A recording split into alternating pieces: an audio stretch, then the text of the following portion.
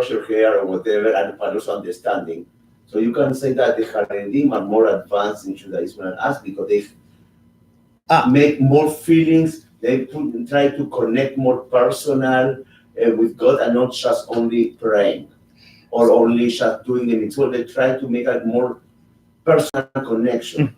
So everyone has always agreed in every movement, every walk of Judaism, that a person should have both keva and kavanah. They should have the formal performance of the commandments in all of their details, along with the kavanah, the intention, the will, the feeling of what is behind each commandment and their relationship with God as it is found within that observance of that particular moment of that particular commandment. What happens is that different communities at different points in history and different places in geography have better or worse success rates. What you shouldn't imagine, however, is that the outward appearance of obedience or even conversation, as we began this extended conversation, and apologize for our late start on Mishnah, that the outward appearance means that the inward activity is really happening. There are people who will give you amazing speeches about their deep personal relationship with God. Or I've been in some congregations, where when people are davening the Amidah, it looks like they are having a stroke, right? It's just, they're just swinging back and forth. Or you have the people who are like having a conversation with God, or the Al-Haitz when it's Yom Kippur, and you can hear each beat on the chest. It's like they're going to break a rib.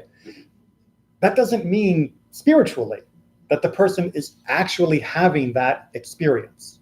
It just means externally they think this is what they should demonstrate. Now, some people, the outside matches the inside. And some people, the inside is having an amazing conversation with God, and the outside is perfectly still. We can't judge from outer or inner. We can say that some people, yes, take on more actions. Some people take on more rigid connection to certain actions, like the Haredim, where it has to be your hair like this, and it has to be your clothes like this. And for some of them, that is spiritually meaningful. For some of them, that is socially meaningful. Meaning, if I wear the right hat, it means I'm part of this group.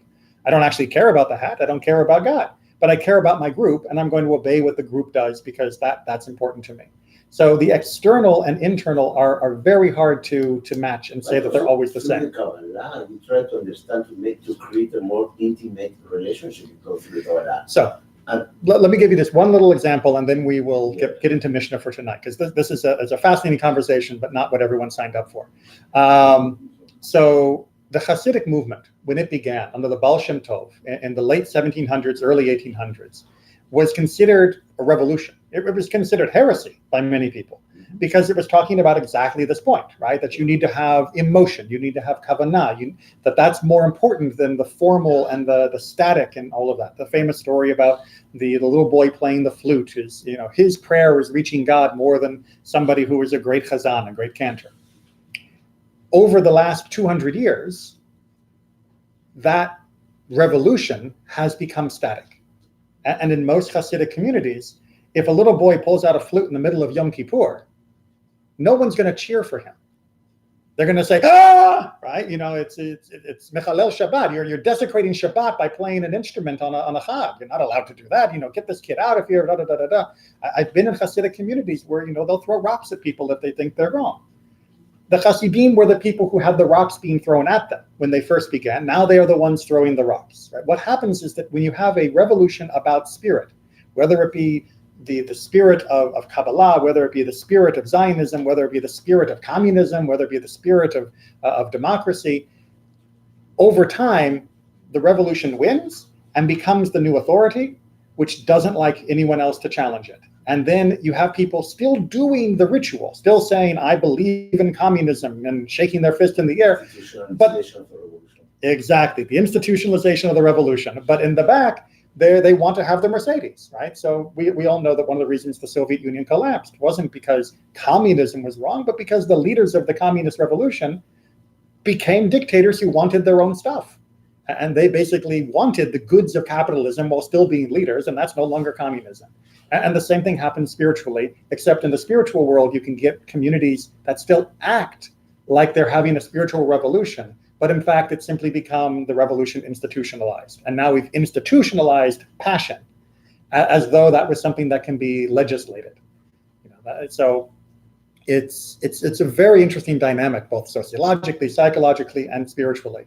But the overall question that you began with, and which we'll lead into, is that no, is that again, it is very hard for many Jews to express themselves about God. That's one of the reasons that when we study, we need to continue to ask the question: how does this connect me to God? What do I understand from this about God? What does this mean for the community that God is trying to create through these rules, through these mitzvot? We have to continue to try and mull those questions. And even if we don't come to perfect understanding and perfect answers, we at least are continually trying to reconnect ourselves to the source of the commandments and the source. And that may look different in one community than another, but if the passion is there, then we're on the right track. With that in mind, Mishnah Ketubot. We are on chapter 9, Mishnah 7, if my memory is correct. And we should be able to finish chapter 9 and begin chapter 10 tonight. So looking for Ketubot 9:7.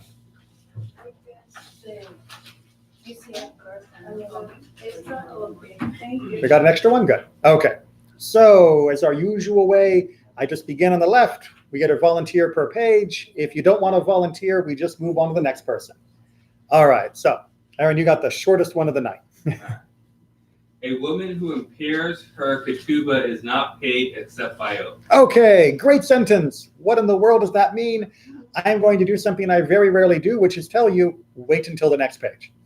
Because basically, Mishnah 7 is kind of like the highlights, and Mishnah 8 explains each of them in detail.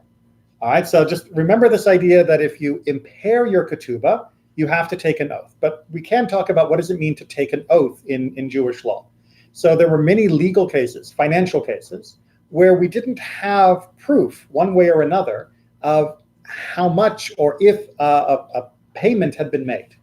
And in many cases, what you would do would be to say, take an oath to swear that this is how much you are owed, or this is how much you paid. It depends on the circumstances. So this was a way of trying to ensure honesty when we didn't have any records of what was going on. So oaths were big deals. We didn't make people take oaths casually. And this is going to be a case where we do have the woman take an oath. Oi. 2. If one witness testifies against her that her ketubah has been paid, she is not paid except by an oath. All right, so the general category is clear. We'll talk about this more on the next page. But if someone comes and says, wait a minute, she already got her ketubah, right? Her husband already paid her.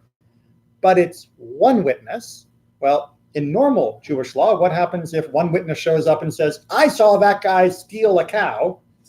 Not enough, right? We talked about this just recently in the Torah. 2 witnesses to establish anything. So why would you like to impair the ketubah? The ketubah is her insurance. So impair does not mean any damage to the document. Oh, okay. Right? Impair is going to be not exactly damage. She is going to cause doubt over the amount. Okay. Right? We're going to see, like I said, that's going to be explained all in the next page. So if I explained it now, we would just have to do it again on the next page. So that's why I'm holding off. It's hard. Yeah, I want to explain. Hati says that the woman comes. No. We'll get this on the next page. I don't want to explain it twice. She's blemished it. Yeah, Right. damaged. Right. But the damage is a technical term. What I would suggest, if you want, personally, I would say that the better English translation for pogemet would be compromise. Right? She has compromised her ketubah. Right? To use a fancy English word, that means that she has called some part of it into doubt. Right? So it's now compromised. So we'll cover that entirely on the next page, I promise. But here we have one witness who says that she was paid. Normally one witness isn't enough to establish anything. And here they're not establishing enough, but they introduce this small little wiggle, and therefore we make her take an oath. It doesn't mean we listen to the one person, but we do, slightly turn up the requirement before we pay her off the rest of the ketubah. Is there a reason that switches the burden, or appears to switch the burden? Let's talk about that on the next page. From the property of orphans, from property with a lien on it, and from property of a husband who is not present, she is not paid except by an oath. All right, so these ones are not a question of, do we, don't we? If the money is coming from these sources, then she has to do an oath. And again, all three of these are going to be talked about in the next page. So 9.7 is basically an introduction for 9.8. And that's a long page. So who's going to be our reader for the next one? Okay. So now let's take it apart. Don't worry, I'm going to interrupt you a lot. Don't worry. A woman who impairs her ketubah, how is this so? Right, that was the question we were all asking. What does that mean, to impair your ketubah? What? It's a technical term. If her ketubah was for 1,000 zuz, and her husband said to her, "You have already received your ketubah," and she said, "I received only a mane," Mane. Mm-hmm. she is not paid the balance except by an oath. Okay, so the impairment here is that she admits that she has already received part of her ketubah. So that means that her full ketubah has been diminished in a sense because she claims that she's already received part of it. So by her own mouth, she has admitted that part of the ketubah was paid. So because she admitted part of it was paid, we force her to take an oath before we pay her the rest of the ketubah. Why Right. someone want to pay her part? Maybe he didn't have all the money at the first, or So she really is going to divorce, something like that. this is a divorce, right? Because Okay, right. okay. So he's So I divorcing thought her. that maybe something happened in the day life, and she decided, you know what, I want to keep being married with you, but I need part of it too. No. This is divorce settlement, Okay. right? So they're getting divorced, and he says, "I've already paid you, right? You've received it," and she says, "I only received 100." Now, realize she could have said, "I've received nothing," and if he's got no receipt, he's out of luck because he's out of luck. It's just, if the bank tells me that they paid me $100 and they've got no receipt that they gave me $100, they need to give me my $100 because if you don't have proof, you don't have proof. But she admits that he has paid her some. But because there's already been some exchange, then we do have slightly more suspicion that maybe it was 100% of what she was owed. And so we make her take an oath because we're not going to take his side because there's no proof. But we are going to make her take an oath before we give her the rest of the ketubah. So is it her statements that force the oath, or is it his statements? It's her statement, right? She is the one who has impaired the ketubah, right? She is the one who compromised it. If she had said, "I've received nothing," then this would not be the case. So if she said, "I received nothing," she doesn't have to take the oath. Correct. She'd be lying in this case, Right. but she wouldn't be forced to take an oath because the general presumption is that she is believed if there is no proof that she has received it. Now, if he brings witnesses to say they saw him give her the money, then everything changes, of course. But this is talking about no witnesses, no receipts, no other documentation, just him and her. Everyone knows we're married. Everybody agrees the ketubah was 1,000. They're only arguing about how much has been paid. So how come they put the husband's statement in here? Well, because we're saying that he is saying 100% I gave you everything. So that's what makes the difference, right? Because there's an argument about this. If she says, "You've paid me 100, I want the rest," and he says, "Okay," then we don't have to go to court. There's no oath needed. We need there to be a conflict before an oath is taken. Right. So but there should be a conflict if she says nothing, though. You still have the conflict. You would still have a conflict, but you wouldn't actually need an oath because she would not have impaired her ketubah. She would not have admitted to any exchange already taking place. Right. So that means that we would believe her without the oath. So he would lose in that argument just instantly. But because she admits that she has received some, then we require the oath before we give the rest. Does that make sense? Kinda? Kinda, yeah.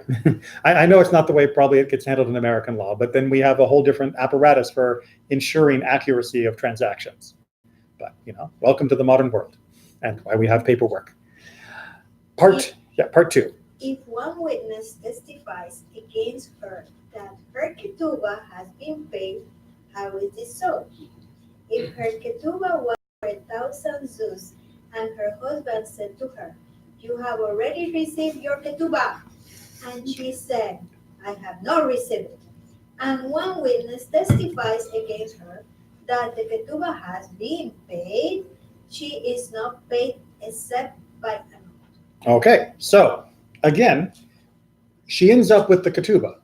But before we do that, we do require an oath for this, because there's already this hint of suspicion, because the husband denies it, and one witness at least says she did receive it. Now, we can't deny her ketubah on the grounds of only one witness, but we can slightly require more proof, more willingness of her to testify before we are willing to open up his purse and take the extra money out, or all of the money out in this case, and finish the settlement. So, question?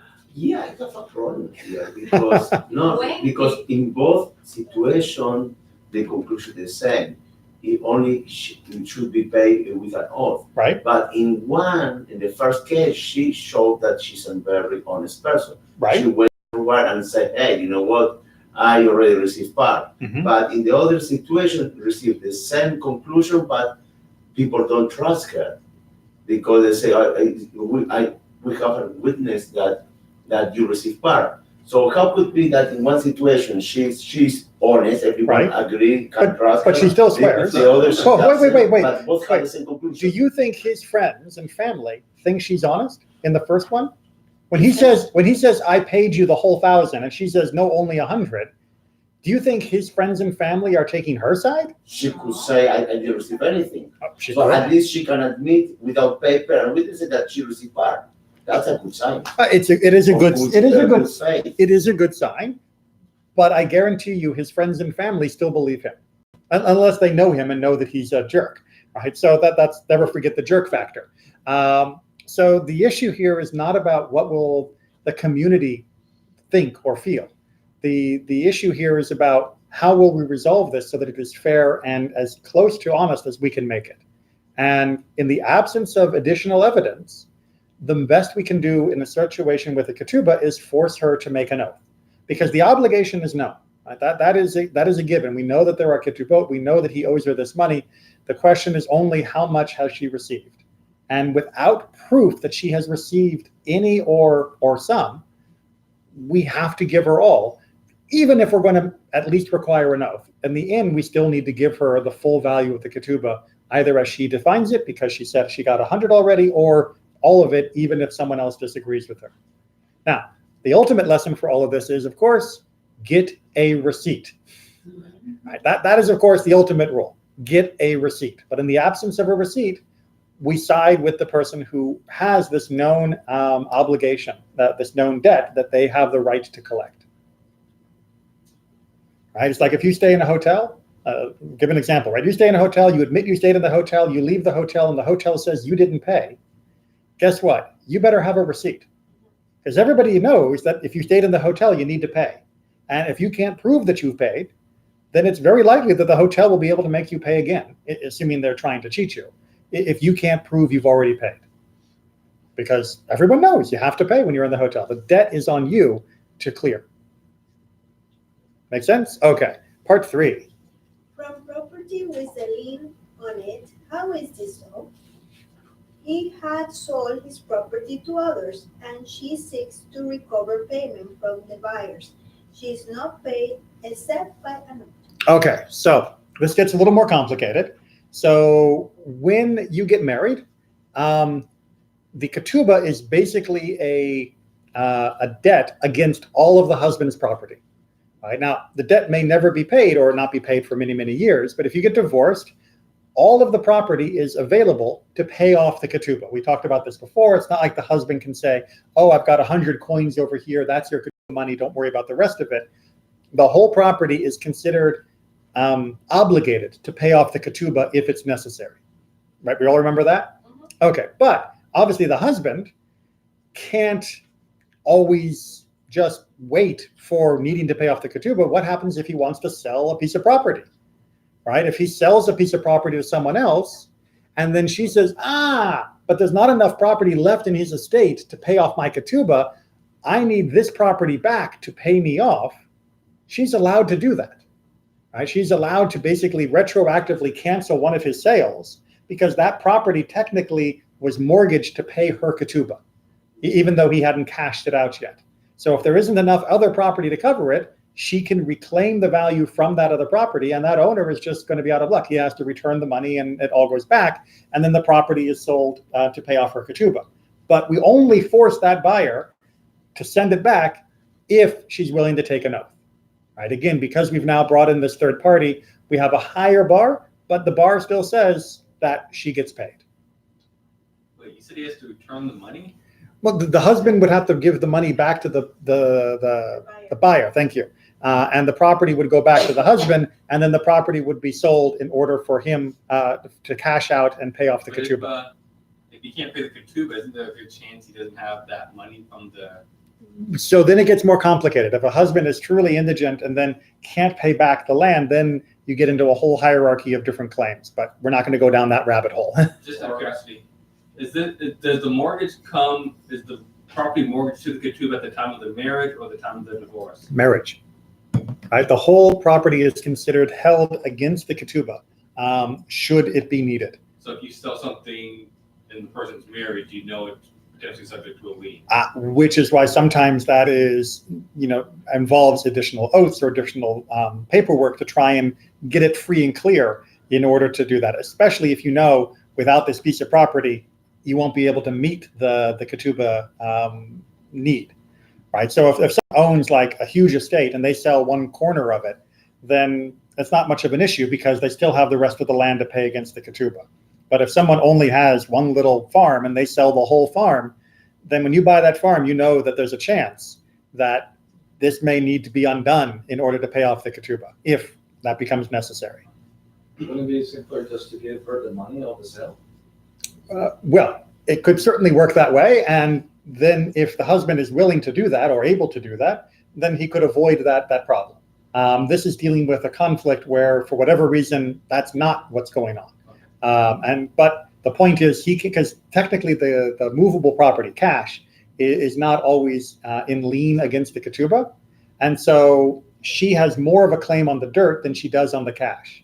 So she wants the dirt back so that it can be cashed for her, because she can't get his cash as easily.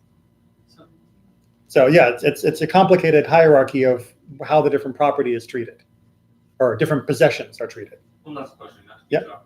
If I sell Natan my farm and then I die, Yep. My wife can go take the farm from Natan? If there's no other way to pay off her ketubah, yes. And I had a follow-up question. How far can she go retroactively? What happened, for example, I know that I don't like my wife so much. Hypothetically. I do a big plan. I say, you know what? I will sell this property that is part to cover the ketubah today. Let's wait 2-3 years. Right. I divorce. I don't have more money. Don't have the property. Bye-bye. How far can she go retroactively in order to cancel or receive back the property? Any property that was considered to be in mortgage to cover her ketubah is fair games no matter how far back. Right. So if you have only one farm and you sell it and then 10 years later you divorce her, technically it can go back to that original sale because that was the only property available to cover her ketubah. Again, if you have lots of property, you can sell lots of property without fear until you reach that minimum amount. But you have a problem. What happens if that property now is the economical base of another family? Yes, it's a problem, which is why many people would have to make stipulations before they bought property that there was no lien against it, that it wasn't mortgaged, right? You would, I'm sure, as a real estate agent, when you are looking to sell someone a house or help someone buy a house, you do a title search. You make sure there's no outstanding debts, no outstanding mortgages against the property. That's what this is. But it's too wide. It's not the same. It's like Yes, it is. We are human. No. So that's the important mental switch that we're missing, right? The important mental switch is the ketubah is a mortgage on the property. Exactly right. It is a promissory note, just like if you had a promissory note to the bank. Right? It is just as legally binding. I know it's all wrapped up in the chuppah and love and all that other good stuff, but ultimately it is a promissory note that the property of the husband is mortgaged against should it be needed or whenever it is needed. And therefore, you can't just sell property if that is the property against which that note will be collected. So only rich people can divorce. Okay.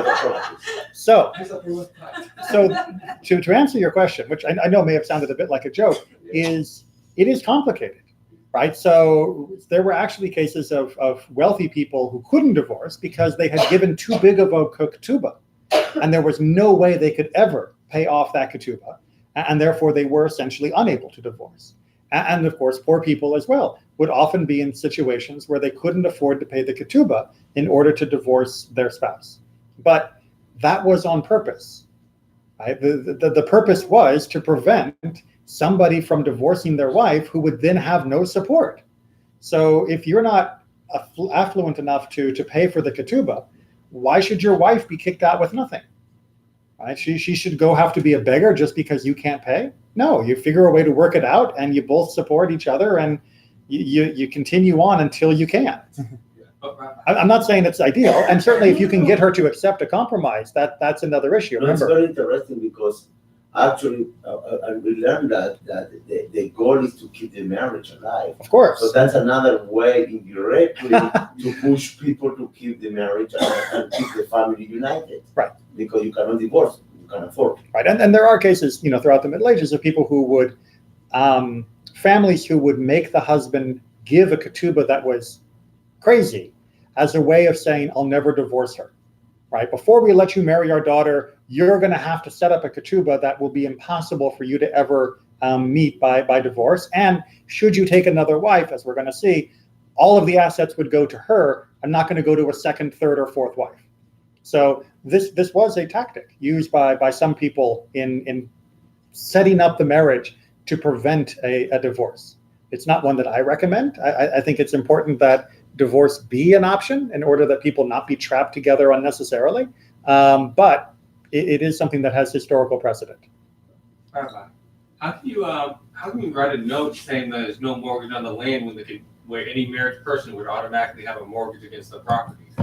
Well, because you would have the note saying there's no mortgage on this land because there is still sufficient land to cover the debt that is for the ketubah. The same way that if I have, a huge estate and I want to sell part of it, as long as the rest of my estate will cover the debt on the that I owe, I can sell the rest. But I could sell that land too, and then for whatever reason, then. But the remainder would be under title search, and you'd find out there's still a ketubah held against it, and then you'd say, okay, but if I sell this and it turns out that I don't have enough left over for the ketubah, maybe the real estate market tanks or something, this is subject to being reclaimed in order to cover that debt. So there'll always be some kind of lien on the land then? For most types of land, for the average person, yeah, there would always be some type of lien. It's almost as though finances and families make things complicated. 4. From the property of orphans. How is this so? He died and left his estate to his orphans, and she seeks to recover payment from the orphans. She is not paid except by an oath. Okay, so I know you may be thinking, but wait, if he died and she's alive, how are they orphans?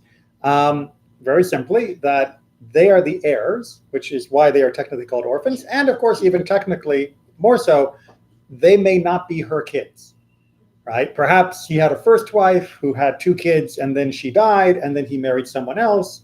And now now he's divorcing her, and she wants to claim her ketubah, or maybe not, sorry, now he's died, and she wants to claim her ketubah for his death. She is getting the money technically from the orphans, and she has to swear an oath before they allow her to take from their inheritance. But again, she does get eventually to take it. And what happened to her son?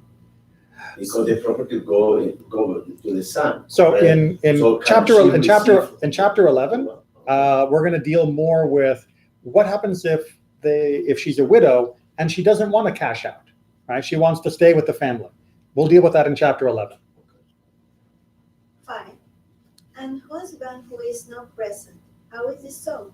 If her husband went to a country beyond the sea, and she seeks to recover payment in his absence, she is not paid except by an oath. Okay, so what we're dealing with here is a long-distance divorce, right? So they live in Egypt. He moves off to Italy, and or Spain or wherever, and then he sends back an agent on the next boat saying, I divorce you. Now, he still has assets in Egypt.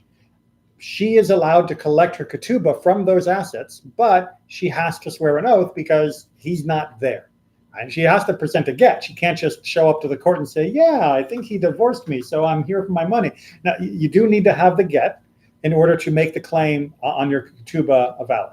Who does that? The local rabbi where she lives contact the leadership of his new community, or she needs to go there where she doesn't know anyone and maybe nope. she's in this business. So welcome to the world where we have worries about forgeries. So if you ever, when you've been on the Beit Din, when we've done a get delivery, you may have noticed that the get is handwritten, that in the tu'udah, the certificate, for the get, the sofer will always say there are certain simanim, there are certain signs of this is the way I wrote the get, and you'll look, there's different ways, either they'll have cutout here or there, or certain types of stretched letters or things like that. That was all to design a get that wouldn't be easily forged or changed. The get also has to say where you are, like what's the local rivers, and it was really tried to be forge-proof for where the get was being written and then to deliver and all of that. That was precisely because of this problem. If a woman shows up with a get, how does the court know the get's valid? On the other hand, if a woman shows up with a get, how does the court know it's invalid? Right? Because if the guy really did move to Italy and he sends a get back to Egypt, then she is technically divorced and she deserves her ketubah and to go on with her life.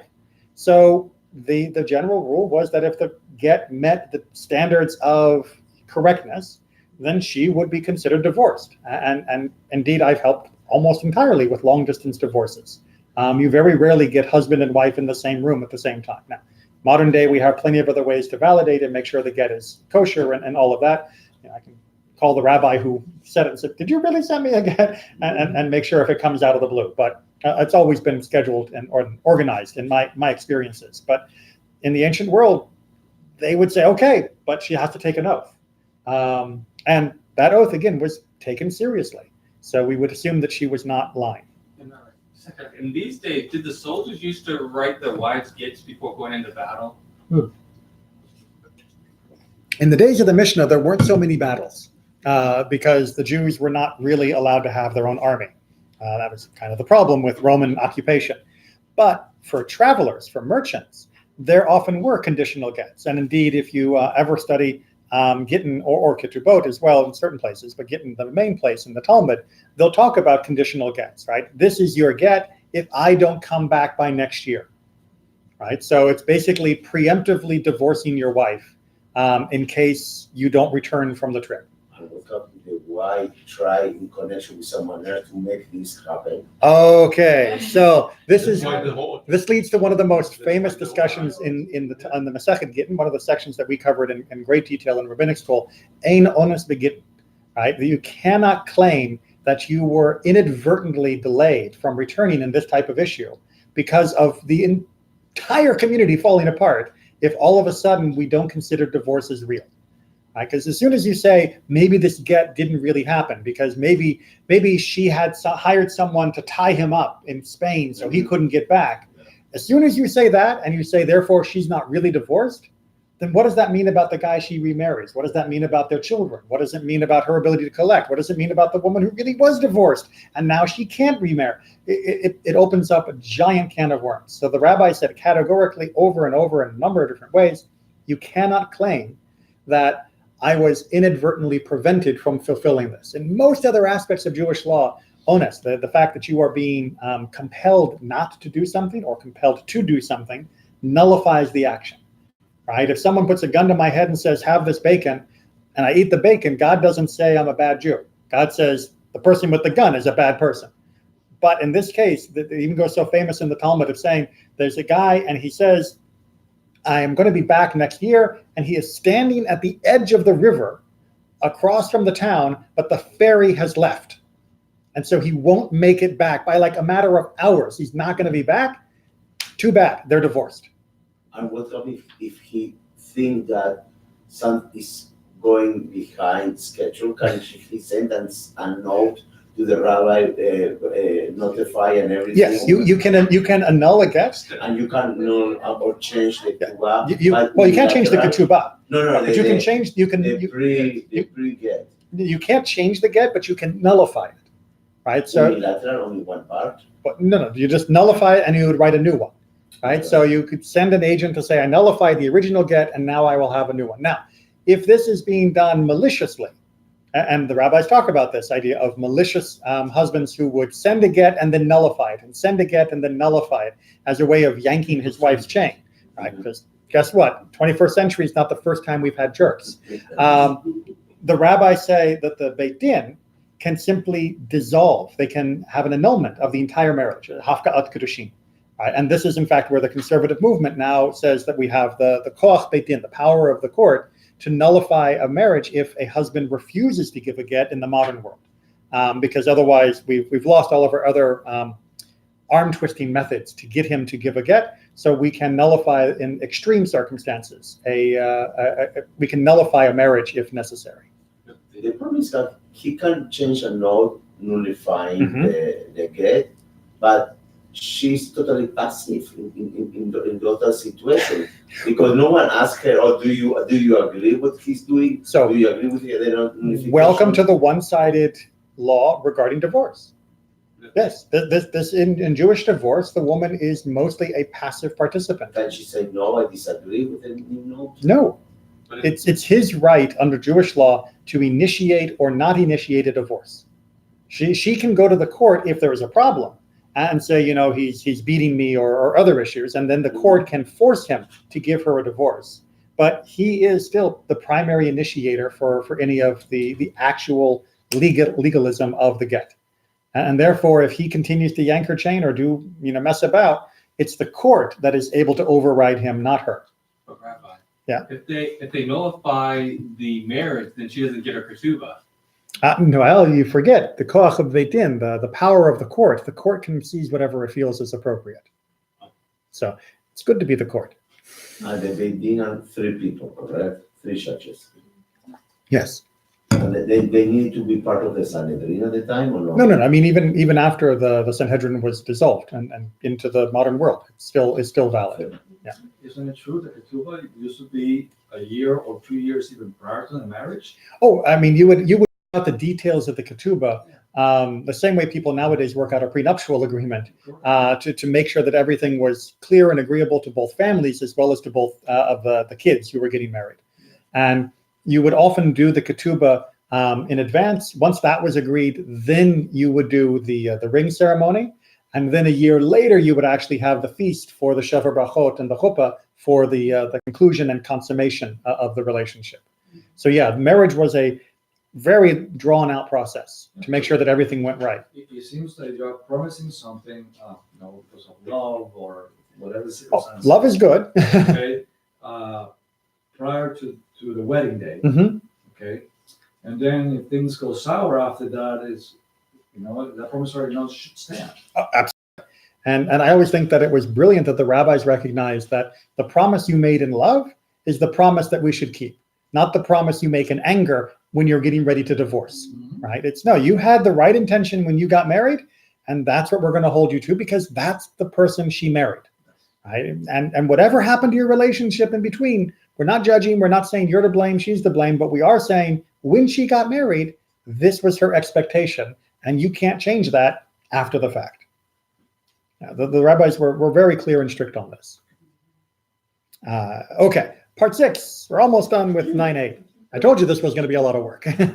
Rabbi Shimon says, whenever she claims her ketubah, the heirs may impose an oath upon her, but whenever she does not claim her ketubah, the heirs cannot impose an oath. Okay, so the first half is what we already know. If she's claiming her ketubah, the orphans, the heirs can demand that she take an oath. If she's not claiming her ketubah, that's going to be chapter 11, where she decides not to cash her ketubah, but she wants to live with the estate, among the estate. Then that's going to be in chapter 11. So we'll save that for when we get there. Okay. What's that? I mean, the last Mishnah? No, we got 9, and then we're done in chapter 9. Okay, yeah, I think we're up to you. Mhm. Mara is finally off the hook. Number one, if she produce a get without a ketubah, she collects her ketubah. All right, so a whole bunch of what ifs. So she shows up and, hold on a second, we're going to do.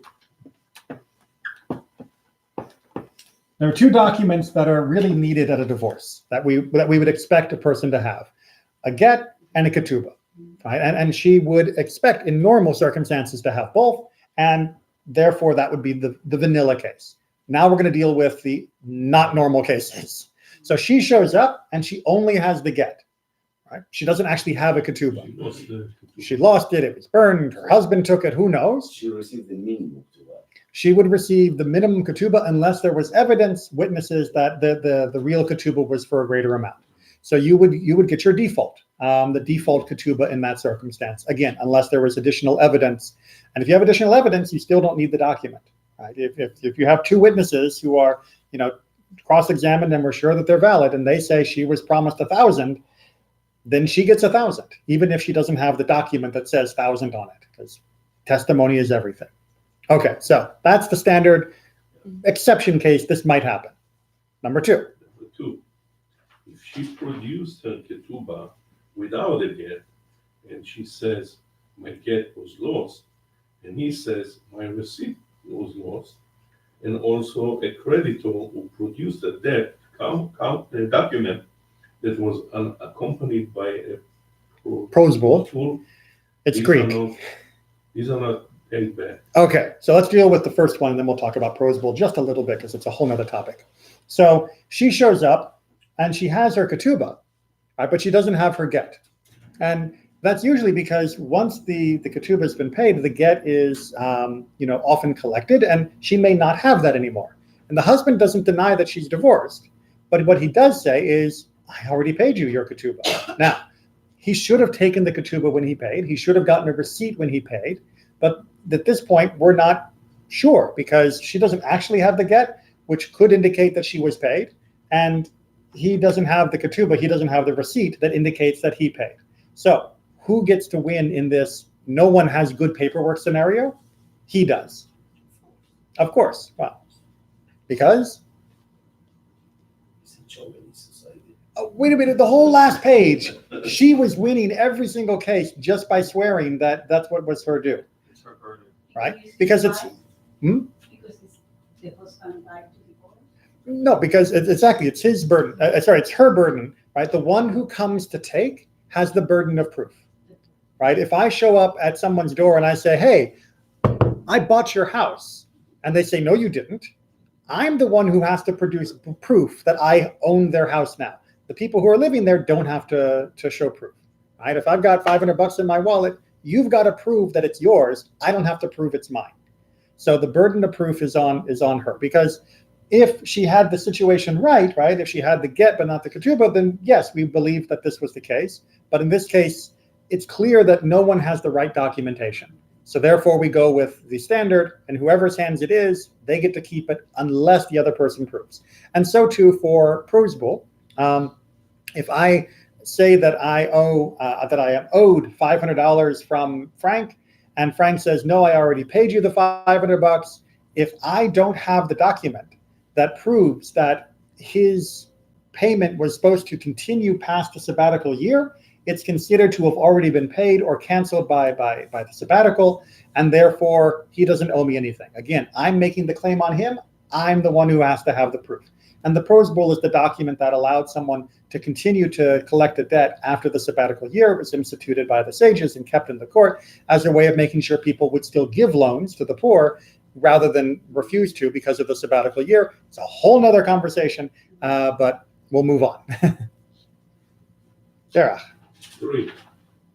Rabbi Shimon ben Gamliel says, from the time of danger, the woman collects a ketubah without a get, and creditor collects his debt without a prosbul.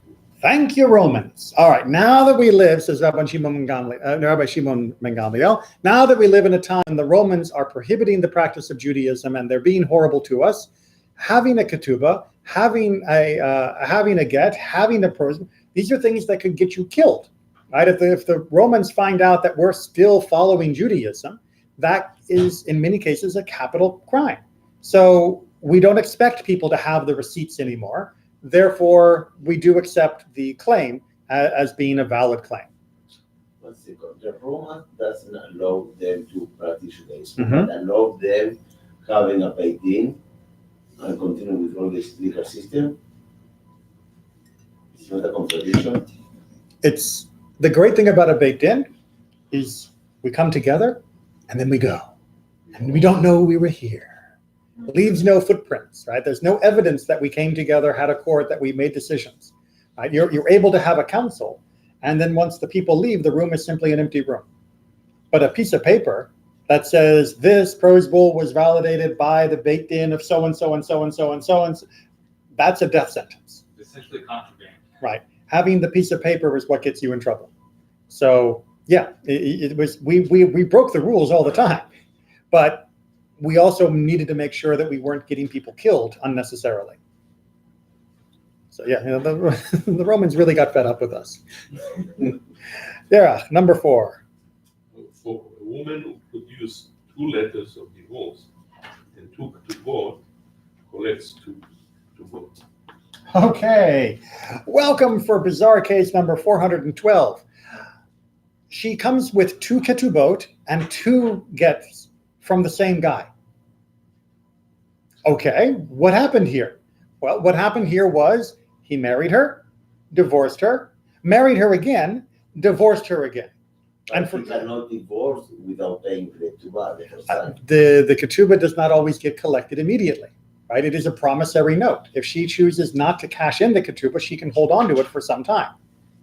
Okay. So the problem here is she's got both. And do we think that this is just duplication? No.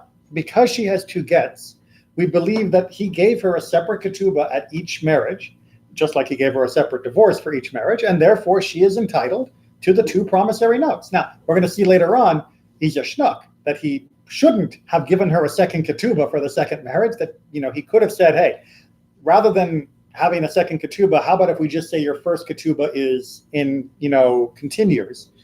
Yeah, reestablish it, exactly. But in this case, because she's got 2 of both, it looks like he gave her 2 promises, therefore she gets to collect both of them. Good for her. Good for, well, it's also bad for her. She married the same guy twice who divorced her twice. So I'm not sure exactly how great this relationship was for anybody. But it's an interesting, what? She got more money. Yeah, it's a very interesting little family dynamic. Someone can write a novel about each one of these different scenarios. All right, number 5. 2 Ketubot and 1 get, or 1 ketubah and 2 gittings or ketubah, and a get and evidence of her husband's death. She collects 1 ketubah only. Okay. Now go ahead. For a man who divorces his wife and then remarries her, contracts his second marriage on the condition of the first ketubah. Okay, which is what I just mentioned a second ago. So if she only has evidence that shows 1 of the marriages, right? Either she's got 2 ketubahs but only evidence of 1 divorce, or she's got 2 divorces but she only has 1 ketubah, or we see also the case of with him dying, so that that's why there was a dissolution of 1 marriage was by divorce and then the second marriage was by death. Unless she can produce matching sets, the assumption is that he only gave her 1 ketubah or a renewed ketubah, therefore it should only be collected once. Even though they were married twice, unless they have absolute proof of 2 and 2, then the assumption is that the first ketubah became the second ketubah, and that's the one she collects. But the first case, no, say has 2 ketubot and 1 get. Means had 1 ketubah, Okay. they divorced, married again, okay, second ketubah, Right. but after he died. So when you died, you received the ketubah also, so she need to receive twice the ketubot in the first case. Because here's clearly, the law is very clear here. No. So you're using the death as being part of the first clause, right? So It's a separate case, right? If she has two ketubot and one get, that's one case. Or she has one ketubah and two gets, second case. Or she has a ketubah or a get and evidence of his death, third case. In all of those cases, she just collects one ketubah. Right? So even in that third case where you might think maybe she got remarried after him and then he died, doesn't that mean a second ketubah? No, in all of these cases, we assume that there was only one ketubah unless we have clear evidence that he gave her a second one, like two ketubahs and two get. Make sense? Okay. Part 6.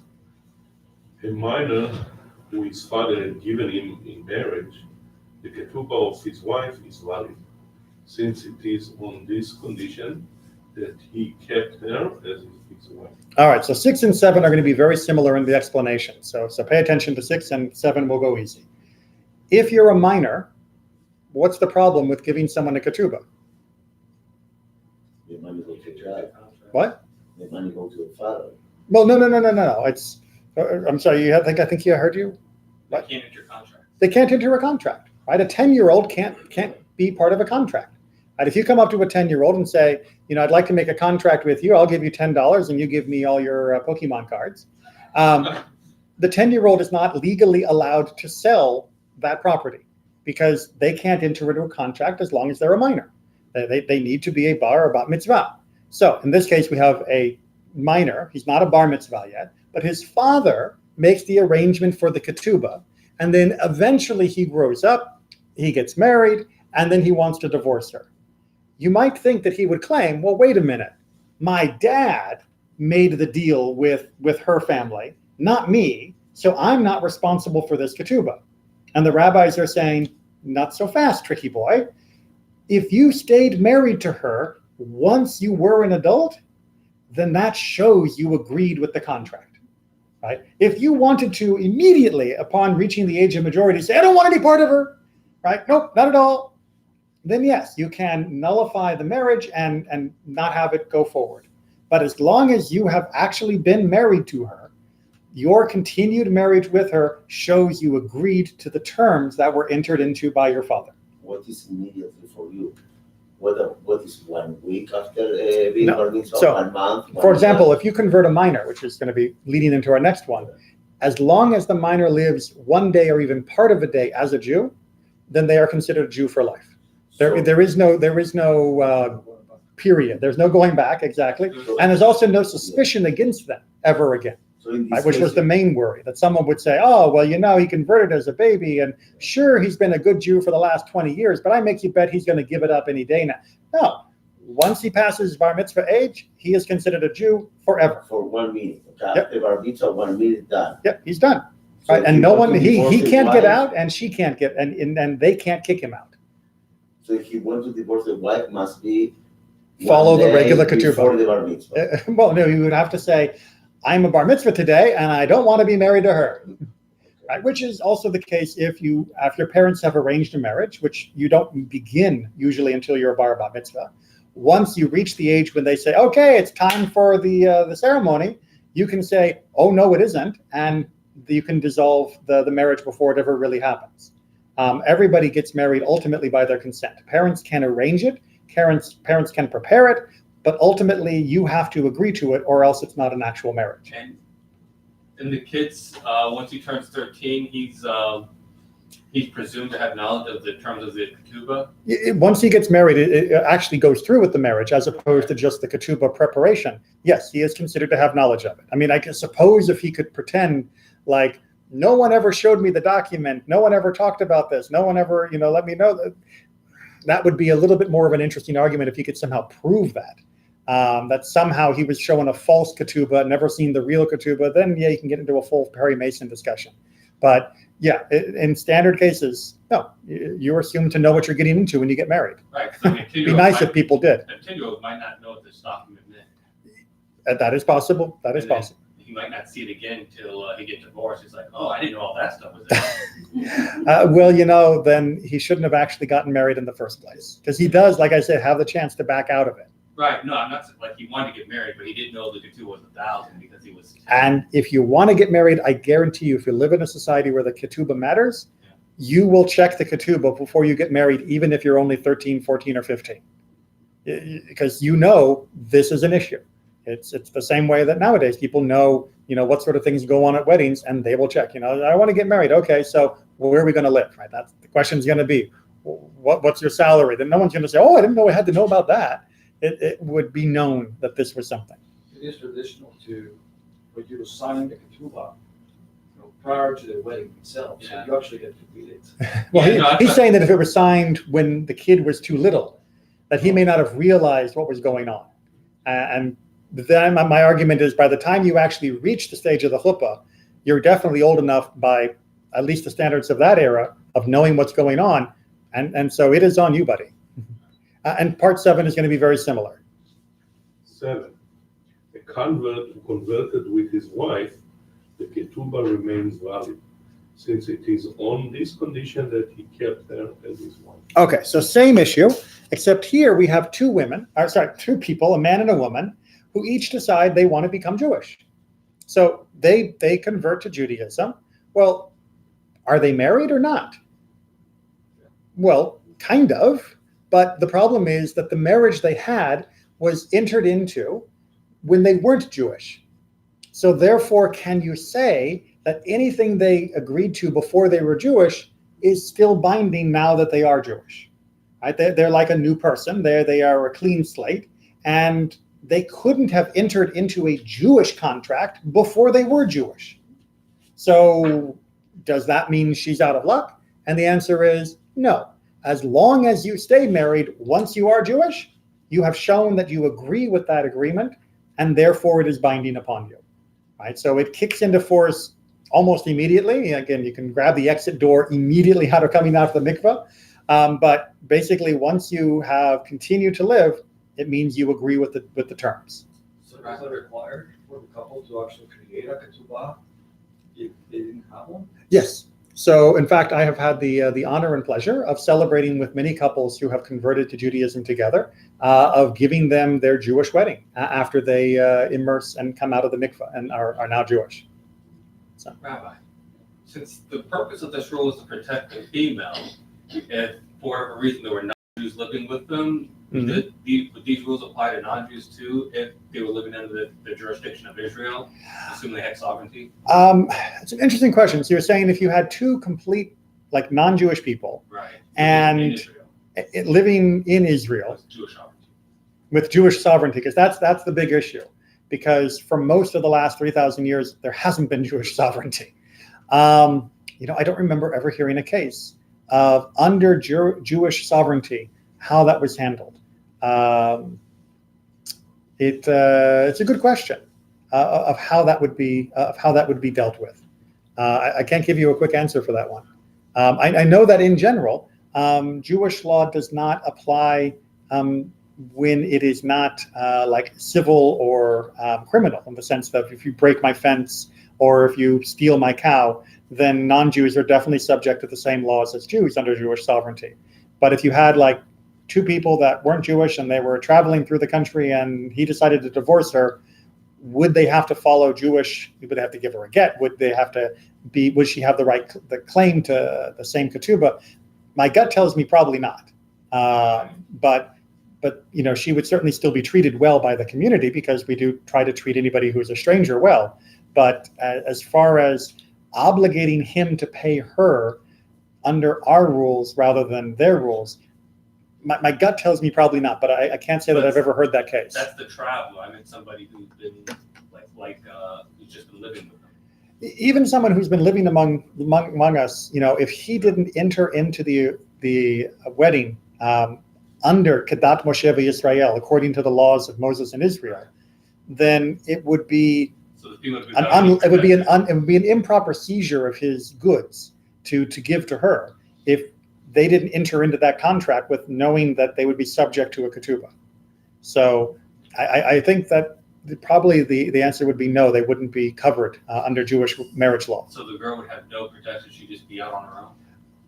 Unfortunately, that would be my guess, because if he didn't enter into the contract knowingly, then you can't apply it to him when he's outside of our jurisdiction. But like I said, this is a guess because it's a hypothetical I've never heard discussed. I do know that in modern day state of Israel, which is not exactly a Jewish sovereignty in terms of applying Mishnah, but in the modern day state of Israel, anyone who isn't Jewish goes through their own faith community for handling their divorces. And there is a secular court as well that can handle cases as needed. Here in the United States, if the husband Mhm. wants to divorce the wife, Mhm. but he refused to pay the ketubah. Uh-huh. Well, so most of the time, It will work with Right. the- in the modern world, in most countries, we don't use the precise amounts in the ketubah. We use the civil court's divorce settlement. What's the bigger issue in the modern world is when the husband refuses to give her a get, but still divorces her according to the state law. So he goes to the Florida courthouse and divorces her, but he won't give her a beit din. He won't give her the get to be separated from her Jewishly. Then, if he doesn't care, he can go off and live a non-Jewish life and do whatever he feels like. But if she cares, she'll be trapped, married to him officially under Judaism, and unable to get out from under it. So, like I said, that's one of the reasons why the conservative movement does use, in those extreme circumstances, hafka'at kedushin, this uprooting of the original marriage, so that she can be freed by using that annulment. But it is a very unfortunate circumstance, and one that's becoming too easy in this country because, a guy can divorce under American law, and he has no obligation to give her the Jewish divorce under American law. And we have no levers to force him. So yeah, it's still an issue, and an issue that's more common now than it was 200 years ago. Because 200 years ago, we could force it.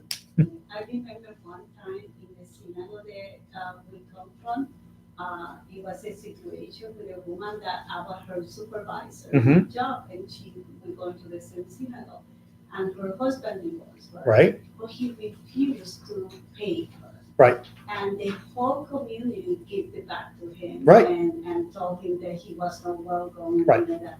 And that now I understand that they didn't have the leverage to make him pay Right. her So what she deserved, but they decide to.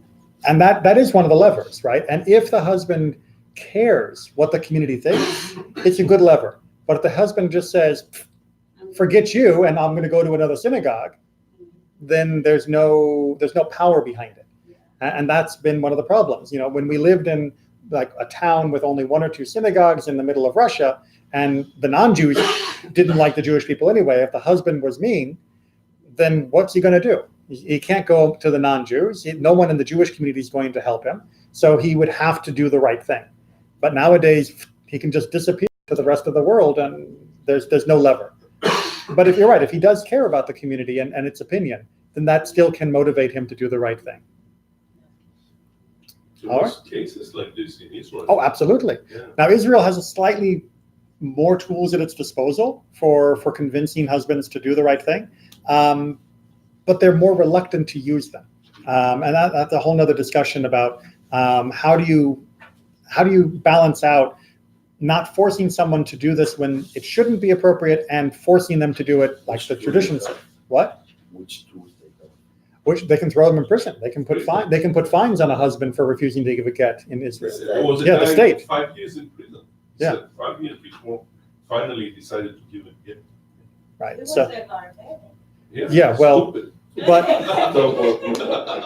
but like I said, there are other tools like Hafka'at Kedushin that can force him. I mean, in Gittin, there's a very famous daf that talks about actually forcing the husband, taking him into the back room and beating him up until he sends the get, and then not letting him backtrack, not letting him cancel it.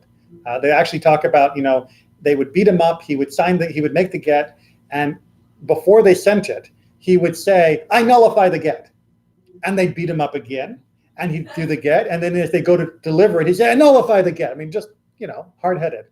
And so Even though under distress is still acceptable. ein onus begitten, right? There is no onus, there is no duress when it comes to a get, right? That is what is the exceptional case about gets in a way that is not true about almost anything else in Jewish law. So yes, he in the end, what the rabbi said was that after he had them do the get for him one last time, he told the witnesses and everyone else to put vegetables in their ears so they couldn't hear him.